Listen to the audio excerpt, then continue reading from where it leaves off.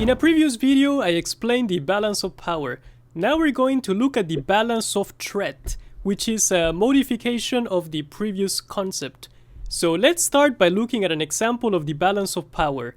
After World War II, we had a bipolar world. So there were two main powers, the US and the Soviet Union. So both countries had their own alliances with other countries. On one side, for example, you had the US, France, the UK, Spain, and other countries.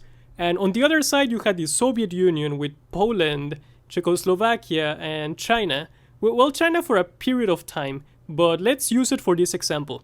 So the idea behind the balance of power is that countries will go to war if they know that they will win the war. However, if you have both sides with similar levels of power, you created a balance where both sides don't know if they'll be able to win in a war. So the idea is that this system will make both sides unlikely to attack each other because they will suffer very heavy casualties and neither side knows if they'll actually be able to win. So in this case, both sides will balance against each other in order to match the power of the other side and maintain that balance of power that they see as providing them with security. On a balance of threat system, it's very different. So take for example the world after the Cold War and the breakup of the Soviet Union.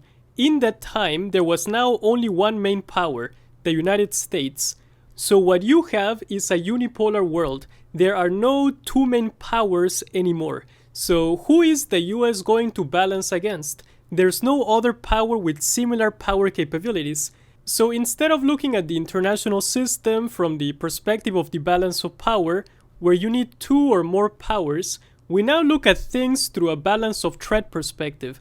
So the idea behind the balance of threat is that if a country is perceived to be the biggest threat, other countries will join and create alliances against that country in order to isolate it and neutralize it. For example, if countries decide that the biggest threat is Russia, the other countries will create alliances to balance against it, and they will choose to join with the biggest power. So you will see a formation like this happening. However, it is also possible that weaker countries might actually choose to bandwagon with the threat and join their side. So how do you determine which country is considered a threat? To look at things through this balance of threat perspective, we can look at four different factors. So the first one is the aggregate power of a country. So this is the total resources of a country, such as the population, industrial, military capabilities, technology, etc. The second one is proximity. So countries will align in response to threats from a nearby power or from nearby powers. So one of the reasons for this is because projecting power declines with distance.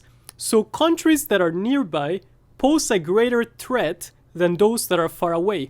This is why countries in Europe feel more threatened by Russia than take for example Brazil feeling threatened by Russia, which is way too far for Brazil.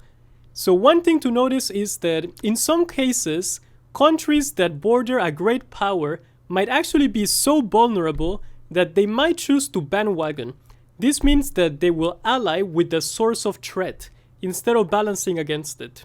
Another thing to look at is the offensive capabilities of countries. So countries that have large offensive capabilities are more likely to provoke a counter-alliance instead of countries that are weak. So for example, no one is creating an alliance to counter the offensive capabilities of the country of Palau. And another one, and an important one, is of course the offensive intentions. So countries that appear aggressive are likely to provoke other countries to balance against them. So this one is very simple to understand. If you look aggressive, countries will feel threatened by you and balance against you. And one recent example of this balance of threat concept is Finland and Sweden. So when Russia attacked Ukraine, Sweden and Finland perceived Russia to be the threat, and they chose to balance against it by choosing to join NATO. So this reaction follows very well the concept of the balance of threat. So some people might argue that Russia is the biggest threat. Others will say that it's North Korea or China or Iran. However, it is also likely that countries might say, and this is an example, if countries were to say that the biggest threat is the United States, if that's the case, you could end up with a formation that looks like this. This is just an example.